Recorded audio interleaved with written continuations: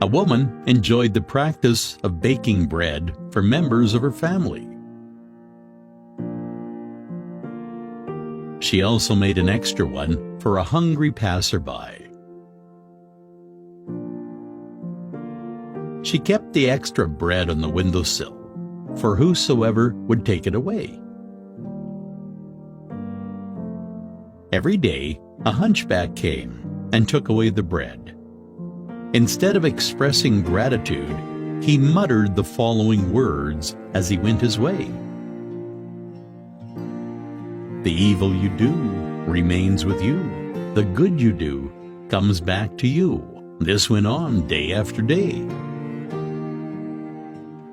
Every day, the hunchback came, picked up the bread, and uttered the words, the evil you do remains with you. The good you do comes back to you.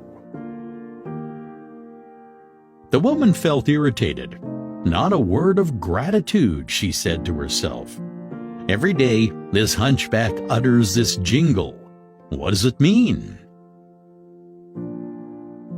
One day, she decided to do away with him. I shall get rid of this hunchback, she said. She added poison to the bread she prepared for him.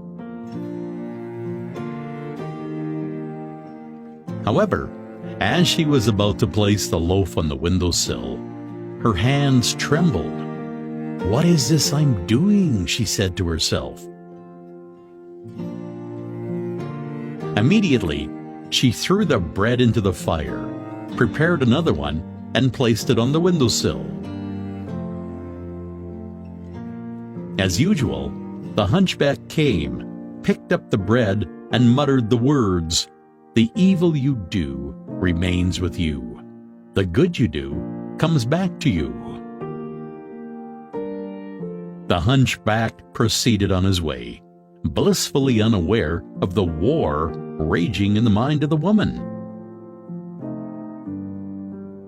The woman had a son who had gone to a distant place to seek his fortune. For many months, she had no news of him, and she prayed fervently for his safe return. That evening, there was a knock on the door. As she opened it, she was surprised to find her son standing in the doorway. He had grown thin and lean. His garments were tattered and torn. He was hungry, starved, and weak. As he saw his mother, he said, "Mom, it's a miracle I'm here." While I was but a mile away, I was so famished that I collapsed. I would have died, but just then, an old hunchback passed by. I begged of him for a morsel of food, and he was kind enough to give me a whole bread. As he gave it to me, he said, "This is what I eat every day. Today, I shall give it to you, for your need is greater than mine." As the mother heard those words, her face turned pale. She leaned against the door for support. She remembered the poisoned bread that she had made that morning. Had she not burnt it in a fire, it would have been eaten by her own son, and he would have lost his life. It was then that she realized the significance of the words, "The evil you do remains with you. The good you do comes back to you." Our actions and words are born from our thoughts. Every thought is like a seed, with potential to give rise to more such thoughts again. This is why it is important to be vigilant of our thoughts.